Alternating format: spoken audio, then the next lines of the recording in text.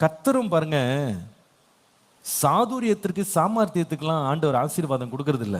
உண்மை உள்ள மனுஷன் பரிபூர்ண ஆசீர்வாதங்களை பெறுவான். நீதிமொழிகள் 28:20. உண்மை உள்ள மனுஷன். நீங்க குடும்பத்துல ஆசீர்வாதமா இருக்கணும்னு நினைக்கிறீங்களா? உங்க பிள்ளைங்களாம் ஆசீர்வாதமா இருக்கணும்னு நினைக்கிறீங்களா? நான் ரொம்ப தாழ்மையா சொல்றேன். பொய் சொல்லிலாம் பிழைச்சிக்கலாம், பொய் சொல்லிலாம் சம்பாரிச்சிடலாம், பொய் சொல்லி பிறல் ஆயிடலாம். இந்த கனவை தயவு செய்து நீங்க உங்க விட்டு எடுத்துருங்க. நான் இது வரைக்கும் என்னுடைய அனுபவத்தில் பார்த்த வரைக்கும் இந்த பொய் சொல்லி சம்பாதிச்சு காரியங்களை ரொம்ப சாமர்த்தியமா காய் நகர்த்தின ஆளுங்கள்லாம் இதுவரைக்கும் வாழ்ந்ததை நான் பார்த்தது கிடையாது. அவங்க பிள்ளைங்கள்லாம் வாழ்ந்து வளர்ந்ததை நான் இதுவரைக்கும் பார்த்தது கிடையாது. அவங்க நினைப்பாங்க உலகத்துல எல்லாருமே ஏமாளி, நம்ம தான் கெட்டிக்காரன் நினைச்சு ரொம்ப சாதுரியமா வேலை செய்யறாங்க பாருங்க. இவங்களை ஏமாத்திருக்க அவன் பிள்ளை ஒருத்தர் இருப்பான். இதை நான் கண்ணால பார்த்துருக்கேன்.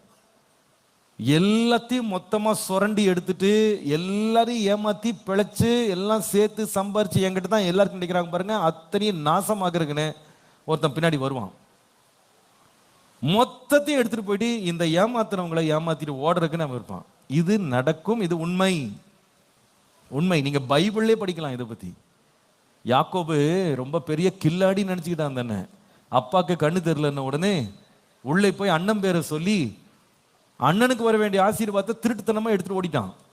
இவன் நினைச்சிட்டான் பெரிய சாமர்த்தியசாலி. அவங்க அம்மாவும் இது கூட்டு அம்மாவை கைக்குள்ள போட்டுக்கிட்டு மொத்தத்தையும் வாரிட்டு போயிட்டாங்க. அந்த பெரியவன் பாவம் வெகுளி, அவன் வேட்டைக்காரன்.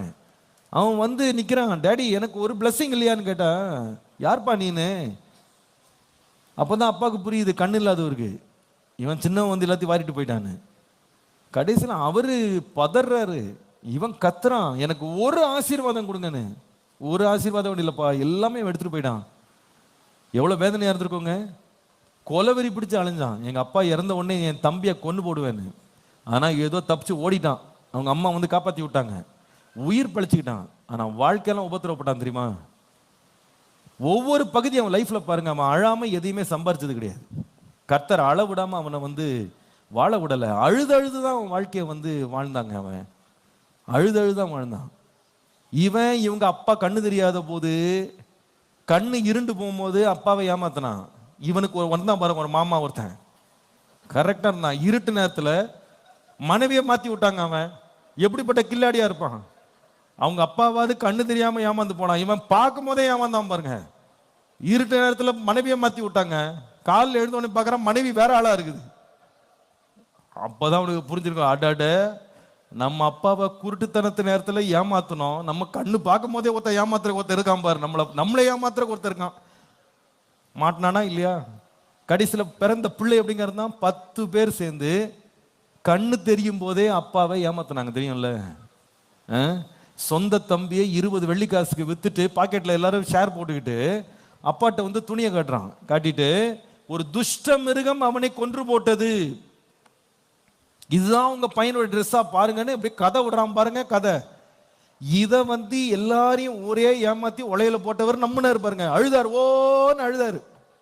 இது என் பையனுடைய ட்ரெஸ் தான், துஷ்ட மிருகம் அவனை கொன்று போட்டது, ஓன்னு அழுதாரு.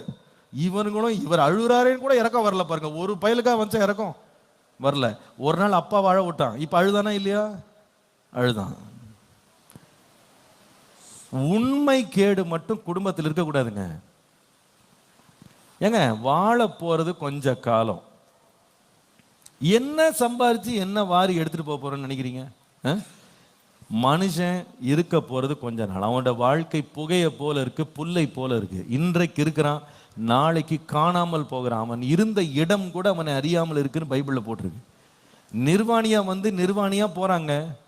இந்த உலகத்துல ஒன்றையும் கொண்டு வந்ததும் இல்லை, ஒன்றையும் கொண்டு போக போறது கிடையாது. இருக்கிற பரதேசியாய் தங்குற கொஞ்ச நாள்ல கர்த்தர் நம்ம கொடுத்த கொஞ்ச வருஷத்துல, கர்த்தர் நம்ம கொடுத்த கொஞ்ச பலத்துல இருக்கும்போது உண்மையா வாழ்ந்துட்டு போறதுதான் உத்தமம்.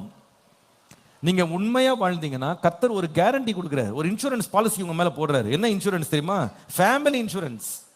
ஆமா, நீதிமானையும் உத்தமனை நோக்கி பாரு, அவன் முடிவு சமாதானமா இருக்கும்னு சொல்லிட்டு அவன் பிள்ளைகள் அவனுக்கு பின்னால் எப்படி இருப்பாங்கன்னா பாக்கியவான்களா இருப்பாங்க. ஆமா, நீதிமானுடைய பிள்ளைகள் அப்பத்துக்கு திரியறதை நீ பார்க்க மாட்ட. கர்த்தர் அவர்களை ஆதரிப்பார். அப்போ நாம உண்மையா இருந்தா அந்த பாலிசி ஆண்டவர் என்ன பண்றாருன்னு எக்ஸ்டெண்ட் பண்றாரு ஃபேமிலி கூட. நாம போயிட்டா கூட பிள்ளைகள் மேல கர்த்தர் என்ன பண்றாரு? ஆசீர்வாதத்தை வர்ஷிக்க பண்ணுகிறார். உண்மை உள்ள மனுஷன், உண்மை உள்ள மனுஷி